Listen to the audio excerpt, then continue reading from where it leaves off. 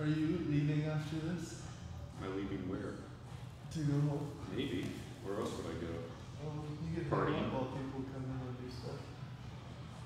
If you want. Maybe. You do whatever you We'll want. see. I'll do whatever I want because I am my boss. You're the boss. I'm my own boss. You can fart wherever you want now.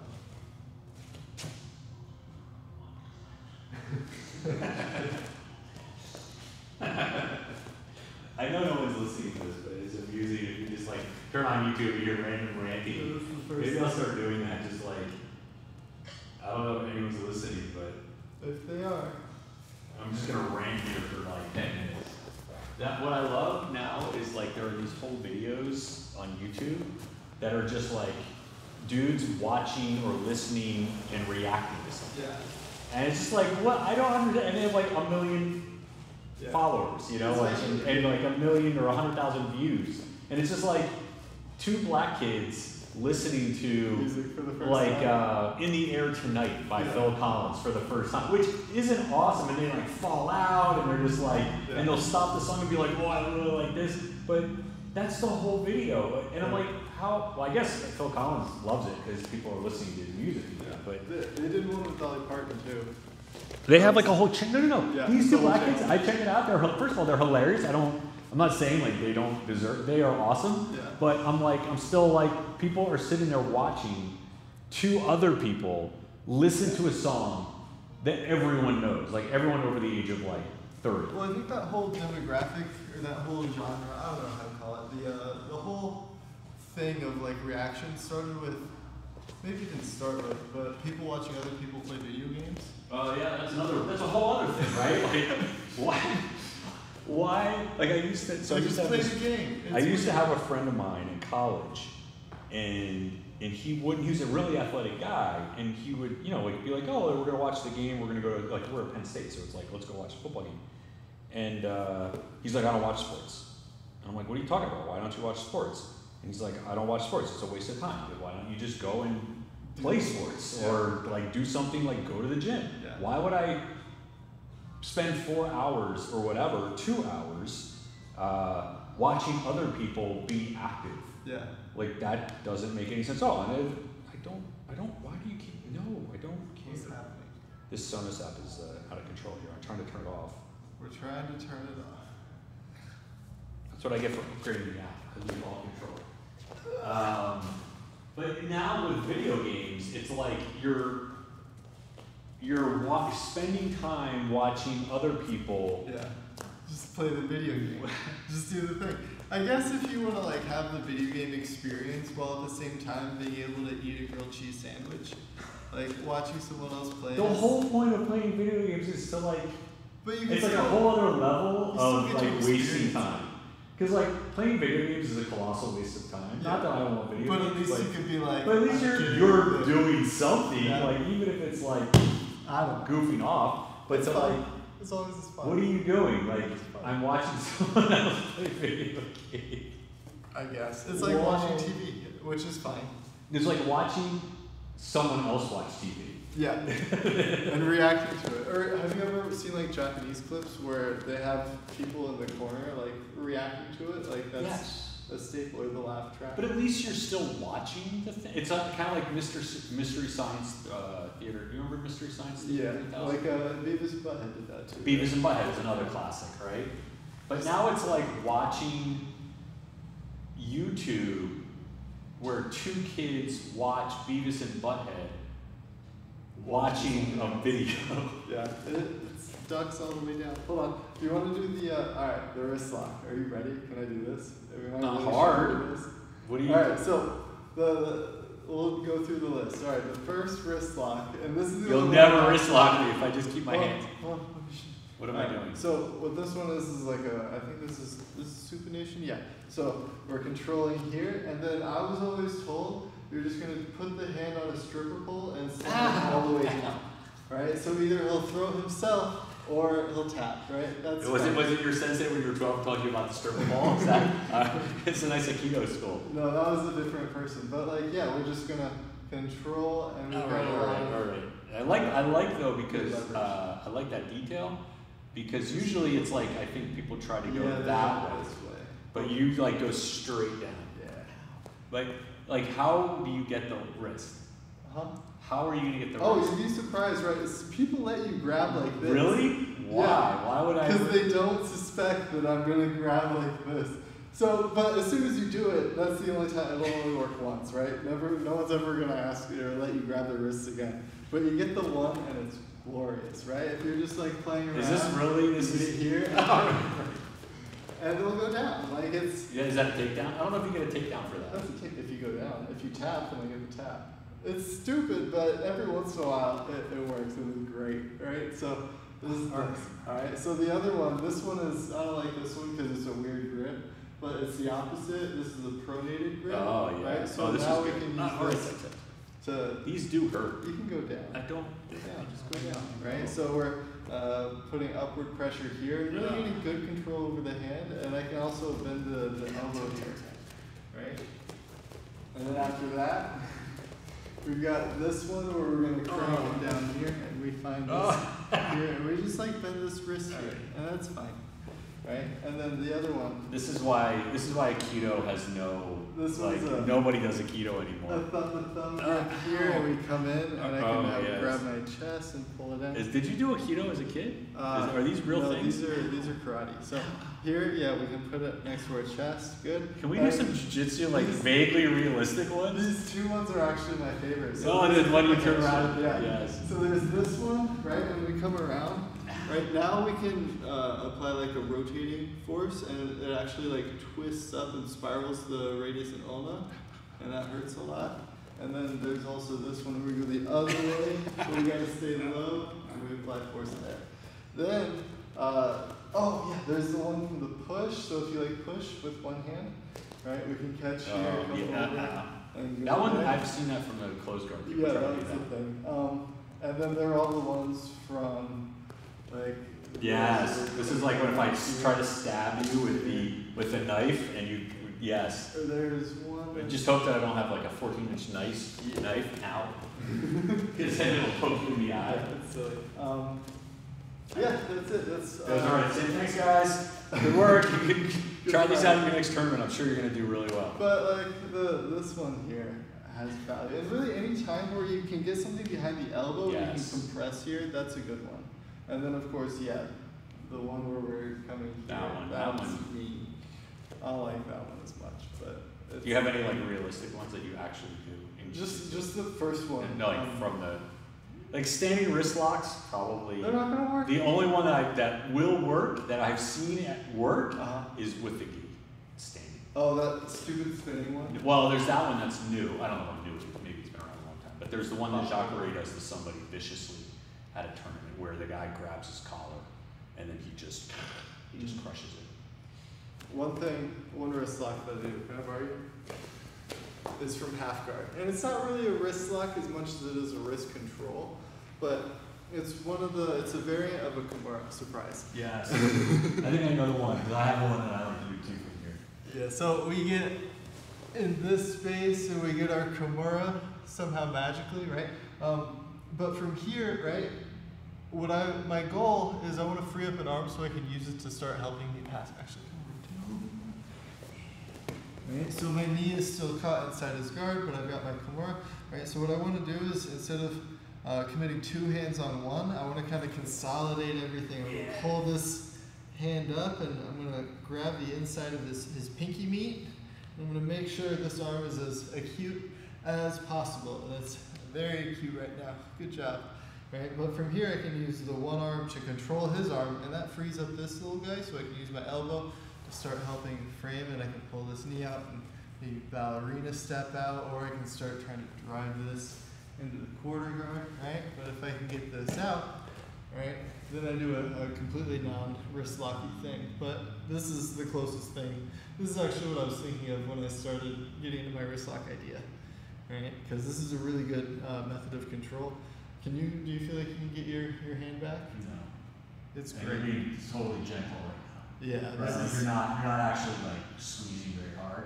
Like if you really like turn your wrist down, like I gotta start thinking about. I saw someone do this the other day. Here, let me do mine. I have one. Sure. I did this to somebody the other day. Is it from half guard too? Yeah, it's similar concept. I really like that kind of wrist turn. But it was more from, what was it, here? Here. And then what I did was I pulled up on it. Like right there. Let's see. You know, I hate when people do that to me from the back too. Do you do that? From the back? From the back. When they have, Oh, you can do it from the back control too. It's the same thing. You have that inside wrist control. Yeah, you can totally do this from the back. Super annoying. Yeah. People do this to me all the time. Oh yeah, they grab this here Yeah. and they hold it, they open it up, and it's like you can't get that arm back. It's hard. But you can pull it back. You? Me? You can pull it back. Yeah, you can. That's fun. It's not. It's stupid. Here, go back. I want to. There's the. Oh, you know what it is? It's. Let me see. Let's turn this way.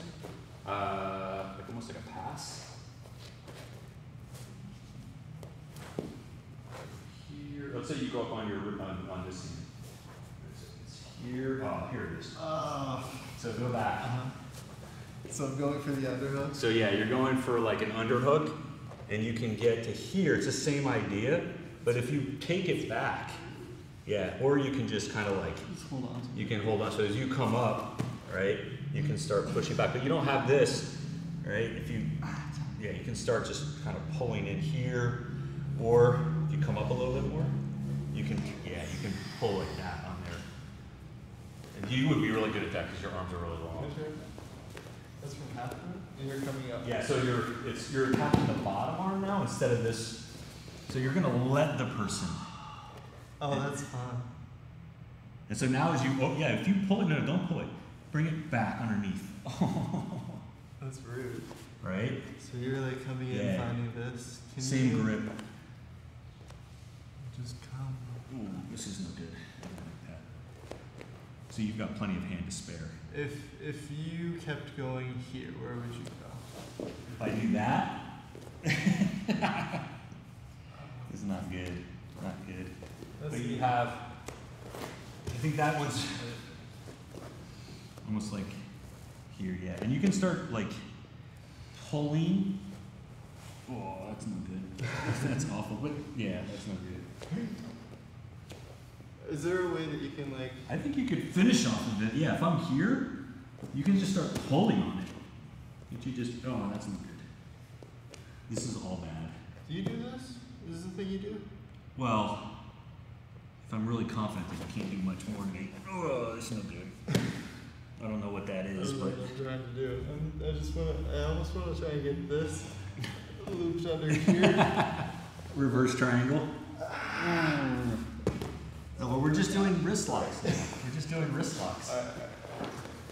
Let's see. Come back. Go to all. So go to like turtle. Like there's different versions of this that you can do, where you can come in like this, right? That's rude. Yeah. And you can just pull it out, right? That's a good one here. You can This come is just inside. like a way to make people not like you. Start cranking all this bull crap. And be so mad. You got to get them both. Double wrist locks. I don't think these work that well, but Like they to finish, I can. don't think. But you can get. If you get it behind it I back. don't know the wrist locks. The other one that I remember doing was I did this to somebody here in the close guard. Is that the hand thing? You can just get. I remember getting somebody like just here Yeah. and just clack, just cranking it really hard. Yeah. I think they might have had a grip even. Is there one where you like sit up into it? These ones, I mean, I don't even do any of these, like these wrist locks, but some people really like the one that you did the standing one. Mm-hmm. That's Those are super I hate super that. annoying. Turn this way. When I made my transition from karate into jiu-jitsu, this was actually the first submission I got in a jiu-jitsu context. Yeah. Here, show people how you do that, because that was pretty clever. So you're here, Check you this lift, out. you go palm to palm. Yeah, it's palm to palm, same side, and I'm trying to wrap this over, and what I want to do is I want to be able to rotate this across while bowing forward. So I'm trying to like,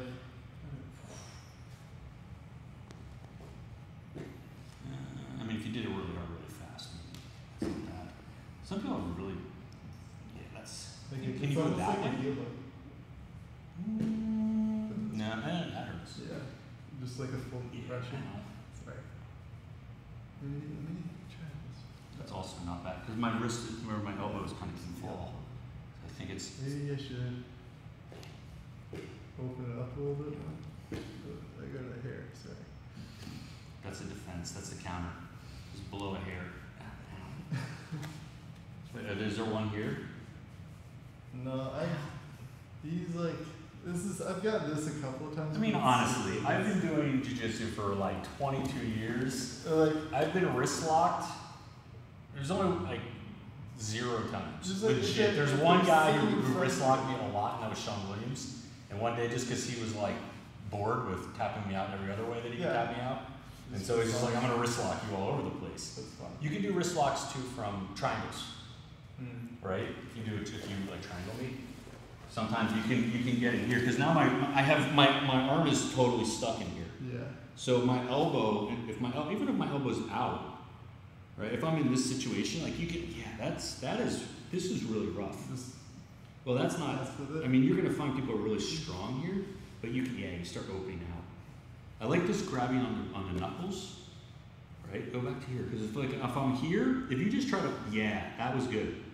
If you peel the knuckles and then get your elbow down, because if you just go back to the beginning, if you just try to like pull it down, this is the guy can just hold it. Let's say I hold here. If you start pulling the knuckles, and that forces it. Yes, and then you're gonna be able to go to other things. That's cool. I like that. So it's like, this is good. I think that these things are really good when you already have them kind of in a bad position, and they're this is it's the same thing with the punch chokes, right? And then triangles are good. I like it from like butterfly, right? If you're on your knees and we're just here and I just grab this. No one is that will never happen. Why not? You have hands. I saw one, yes, but it's just like you're gonna have to do something to it, right? So how about this? What if I grab it like this? What do you do? I do that. Right, great. Yeah, well, but that's not a wrist lock anymore. Yeah, but the wrist lock is useful, right? So I guess that's a good point, right? Like even if you're only using it as a distraction. It's not only a distraction, because if they let you get the hands, you're gonna wrist lock them into the floor, right? But they're probably not going to, but they still have to deal with the problem, right? Either if they just have to pull their arm out or like twist around or whatever they have to do, they're gonna have to do something, and we can take advantage of that. That's true. If it's like consistent. Yes. Yeah, I think for hand fighting, the wrist locks can be very helpful. Yeah. But it's not like don't think like I see a lot of people who try to just finish on the wrist lock. Yeah. So they might even have a semi-half, decent shot. Like maybe you can see the target far away at a wrist lock. But then they just sell out on the wrist lock and they got nothing behind it. So then maybe you had an opportunity to come up or to get an underhook or do something jiu-jitsu-y. But because you're so hell-bent on finishing that wrist lock, you lose everything. Yeah, but life's all about pursuing different goals. And if you want to pursue realistic goals, then if your goal is to there was one that Mateus Dinez, I don't know, Dinez, did against Gary Tony from side control. Which one? Compression? It was, it was really fast. It was like from cross side. I think it was like he almost had his back or something, like here. I think he was like this. Oh yeah. Right, and then he just came up, but I don't know. Let's see if he had it. Control that. So let's see what's. Can you get this into your chest? Can you open this up? Can you get this locked in here? Would that do it? I don't know, but he had it. He had something either here or here, where he got Gary, and really fast. Really? Yeah. So here, this is another one that you can do, right? Like you can be here, and if the person goes, like if you go up, go that way. You can come underneath. Oh yeah. Ow. Jesus. That's a tricky one, right? Yeah, that hurts. So a lot of those inside, because your elbow, you need to have something behind the elbow always. Something behind the elbow. right? Because you can't just because you're stopping, so you're pushing down or you're turning. So for the wrist lock, you need something stopping. Something has to be behind the elbow to stop. Because if you just push down, I can just move my elbow. Yeah, but if you, I guess for the wrist lock that's true. But if there's nothing behind the elbow, you can use it to move the arm. Yes, so that's the other thing. The old chicken wing, the 5-0. I'm trying to think of the other ones that I do. You have the here from the Kimura, or not the Kimura, the Americana. Let me see if there's the one from Americana where you can, sorry. The Americana from the mount. Yeah. Where you can come in here, and then instead of trying to do this one, Yeah. you've got this one, like that. So rude. So it's just so, like, you can think of these as, like, this is going to be really hard to finish. Yeah. But if you bring it over, sorry, then that's Yeah. a pretty good one. I like that. So then you have this, your own arm is blocking. Yeah. And I think there are versions of that from, like, the cross side position, where you're That's yeah, wrist like lock. this. No, what is this one? Well, you That's can how do you would this, do it, or you can do Oh, it's different. this one, or you can I bring feel it. like with those you need a little bit of twist in it. Like, Yeah. Break it. yeah, can you drive your shoulders? Yeah, but I don't want to hurt you. Right. So those, I think these, like, inside wrist controls and this type of stuff. It's silly. It kind of is, but you should be able to do them because How you're are you- super long. How are you ever gonna get them, Rich? How are you ever All the gonna time. I get just got 3 of them that were totally legit. Can I borrow your back? Didn't require me to try to stab you with an overhead.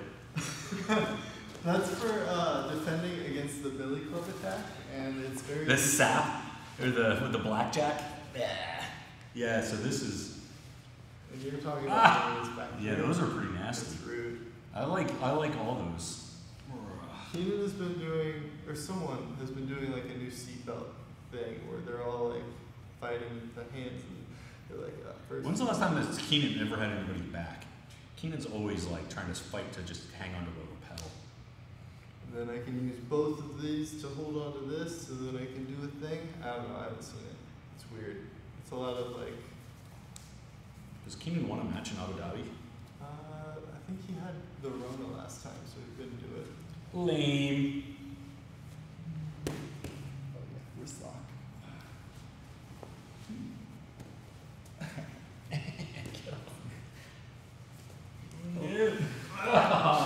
I'm out. I'm gonna do my new escape series. Have you seen the thing? What about arm locks? Can you do them from an arm lock? Like a regular arm lock? Yeah. Yeah, I mean, from a Kimura? Yeah, pretty much. Because look, it's the same thing. It's just like, it's so, ugh. Can I do your other arm? I'm more comfortable on that side. Right, because here, again, discussing ways to wrist lock people, if we have something behind the elbow here, this is a great time, right? So if I can find the hand here and I'm able to compress it down, Yes. that's a you good don't option. even have to break the grip right? anymore. I wasn't even sure if I was going to be able to do that. But I have very delicate wrists. just squeeze through your defense. Yep. The trick is to just like pretend he's not defending, and you know, yeah, there's that. From like the hold out arm bar. I mean, this is Like just I feel too like if easy. I've got this arm here, I'm not going to take the time to crank on the wrist. Like you can, but should it be done? Probably not. Just like finish the arm bar. Like, do you really hate this person enough to do that while you're? Sometimes I really do hate the person. By the time I get to your position, I'm like, I full on hate them. You shouldn't. No, I you should shouldn't. forgive and forget. Neither, ever. But, yeah, I don't really play the whole wrist lock thing. Like, this is a place where you could, if they're being like super I defensive. think it's good, like, if people are really strong, to like start attacking these wrists, right? Because, especially, you know, it just gives you that added little pepper. Yeah, I don't know. What I don't like is like people who are like taking grips out to attack the wrist, and they're well, like what do they say? Putting the cart before the horse. They're not prioritizing the correct thing. They're I don't know. Like yeah, it's don't do this to attack a wrist, right? Maybe if an opportunity presents itself, right? But I think there should be a like a hierarchy of importance with things, and wrist locks are super low in that hierarchy compared to like really keeping control of this elbow and making sure you stay in a good position. Like if you see an opportunity, then take it. But I wouldn't risk like maybe you getting an opportunity to move this leg or get up on top for the sake of maybe going after a wrist lock. I mean, there are times where you can get that wrist lock where it's on the way to a legit. Yeah. Like sometimes to break the grip, I'll just come on the wrists. Yeah. Right? Or like if you're to break, like if you're trying to, you know, break a grip so that you can get up onto the neck. Yeah. Right? Like those types of things. Like all that hand fighting is, I think, is fair game. Yeah. And if the number of wrist locks that I've gotten on people, like serious, like I actually am doing jiu-jitsu with them, very small, a few times. Yeah. But you know, it's like some people, that's a big part of their game because it, like if you're afraid to put your hands down on somebody, it's significant. Then that is a big advantage for the other person. Yeah. So the key is just don't put your hands in dumb places. Yeah. Well, and I think with wrist locks, I think it's important to transition your mode of thinking from like, I'm going to use this to submit the person, and rather like, I'm going to use this as a way to create opportunity for myself. Because, you know, I think people do look down on wrist locks because, yeah, it's like their percentage of success is super low. Because it's easy to just rip my hand out of a wrist lock, but I need to rip my hand out, and that's going to be something that you can use to your advantage. Yep. And that's all I have to say. What about the mercy ones? Do you like to do the mercy? I hate that. People do that in tournaments a lot. And it's like, they try to bro, interlace. I thought that was illegal. I don't think it's allowed to. You're allowed to do that. It's illegal if you're cranking it, but if you just like meet like that, it's okay. But I think if you just like went up and tried to tap me with that, it would be like the old it was WWF. I always liked us where they're like 6th grade for me. And then I think of the other end, if there's other positions where WWF. Oh no, we're past that. Yeah, okay. Other positions where you could. I mean, you know, often the wrist locks are opportunistic. You know, they just happen to be there. But I think if you're like that Dinez Gary Tonin. Yeah. Like if you're in the middle of a roll, and let's say you have a decent position, and getting to, you know, somebody's back or getting to a finishing position is going to be a real chore. Then you should be looking for kind of the cheapies. Other opportunities. To like, I mean, if nothing else, then it does open things up, and people have to start thinking about once somebody attempts a wrist lock, like a legit wrist lock, that gets your attention. Yeah. I mean, I don't know about you, but now I'm like, I have to be careful because if this person almost got me or made a legit attempt, they're gonna break my wrist. I don't want my wrist to be broken, and by its nature, the wrist lock is very quick and violent. It's very rarely do you see someone like, got your wrist, and then you're like trying to wiggle out of it. It's cranked, and you're yelling in pain or in fear. Yeah. So I agree. It can be one of those things where you can get a little bit of a psychological edge, or at least make the person think about something else, and then also it may be useful to look for some of these things for the purposes of either opening up something or like, okay, maybe I'm not going to get to this guy's back, or that's going to take something exceptional for me to get to their back. But maybe I'll catch them napping and I can get a little short something. I like that a lot. Especially like, you know, just being disruptive and being able to keep a person off their A game and out of that place in their brain where they're flowing and everything's working correctly. Like you throw a wrist lock in there, like even when you're defending, you know, if you just like quick, like they have to deal with it, and you can just throw them off their pattern and try and use that to their advantage. I like that a lot. That's everything you just said. I vibe with it. There was another one. Turn this switcher that way. I remember from here, and now maybe this is more of a Yeah, it was this stuff. Right? Where you do that old, the 100 kilos from here, and you, let's see, what's that, am I doing this right? Are you pulling back with your Yeah, bicep? I'm gonna pull back here, and then the person kind of pulls their elbow out, and then you can either, right there, because you bring it to the ground, like you want, this person's always gonna want to bring it to the elbow to the ground, because that's kind of the way out for you. So you can take that advantage of that while he's here. That's actually pretty nasty. Yeah. If you think about it, if this is your, if you can get here, and then as the person, that's pretty nasty. Oh, remember all the ones where like you're passing and the person is pushing away on your hip and you just switch it and snap. Those are the worst. How do you? I mean, all right. So you're an academy owner, right? Yes. And you have. Actually, a friend of mine got his wrist broken. Well, that's in the that thing. Like situation. there are obviously, like you just stated, that in order for a wristlock to be done effectively, it tends to be violent. Usually, damage is done before the person is able to tap if done correctly. It's not like an armbar where you can kind of put them in a safe position to do it.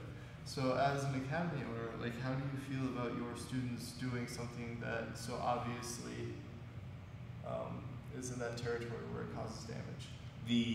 My general rule is that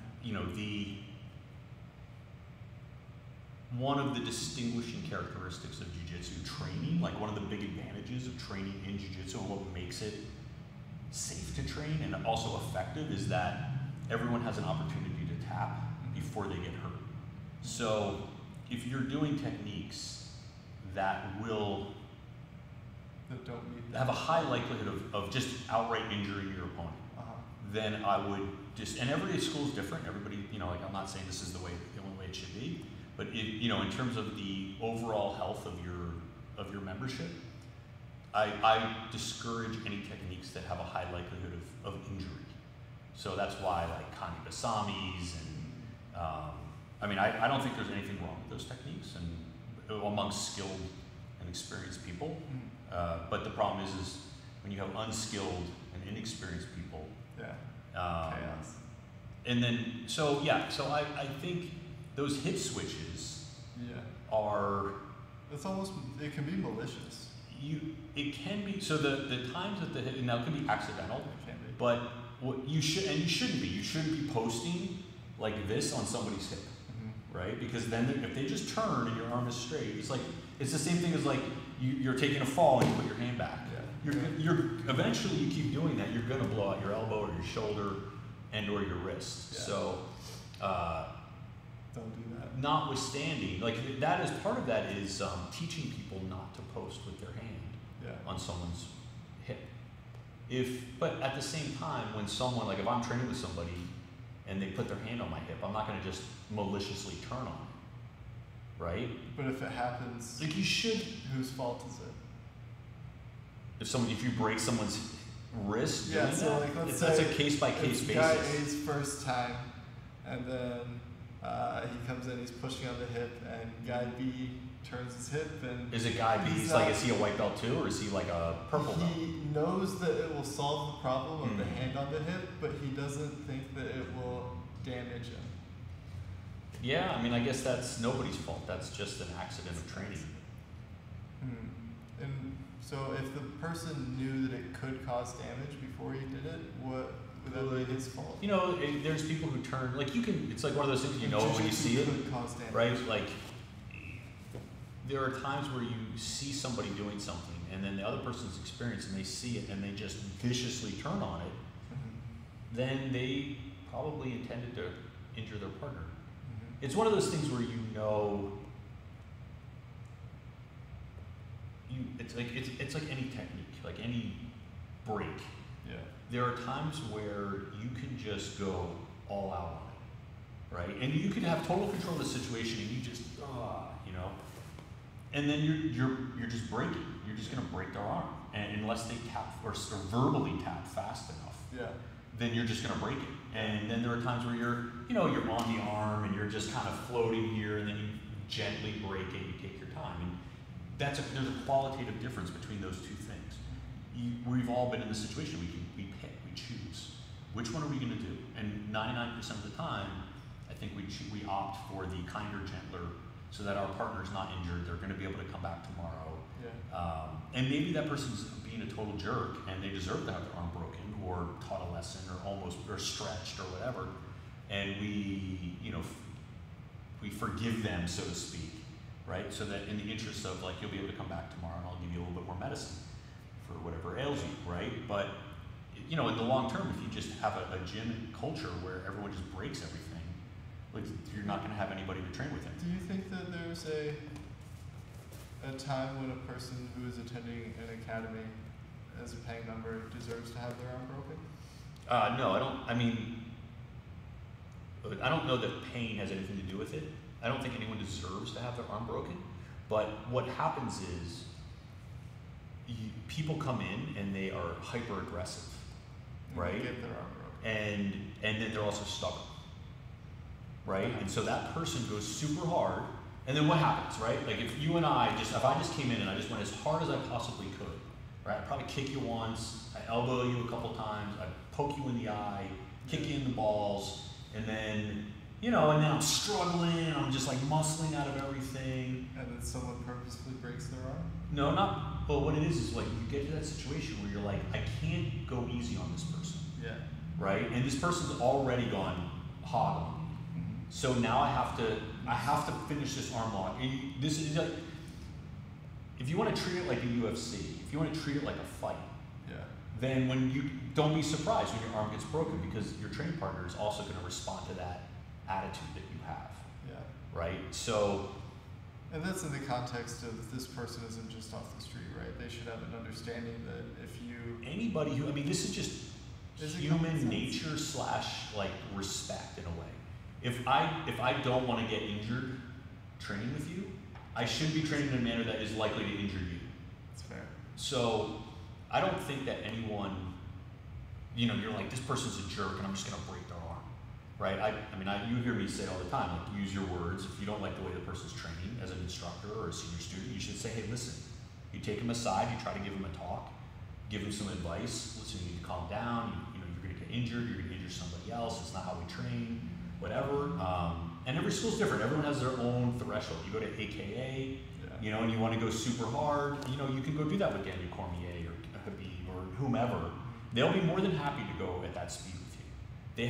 They're professional, world champion MMA fighters, right? So if you want to, and even then, I think they have you're going to piss Daniel Cormier off if you go super hard. I don't care who you are, right? If you elbow him and poke him in the eye, he's probably going to hurt you. Yeah. Right?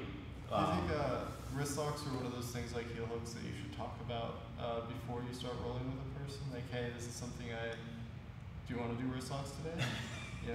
I think if it's, if it's like a white belt, like I guess it always depends on like what your relative experience levels are, right? Like if I'm training with anyone who is a blue belt and above, I'm just gonna assume that they know what's up. I'm not gonna slap a nasty wrist lock on somebody for no good reason, but I'm personally like wary of it, right? Like I'm not just gonna like let you grab my wrists because everyone kind of has watched a Steven Seagal movie and might try to do some sort of wrist lock to you. So I think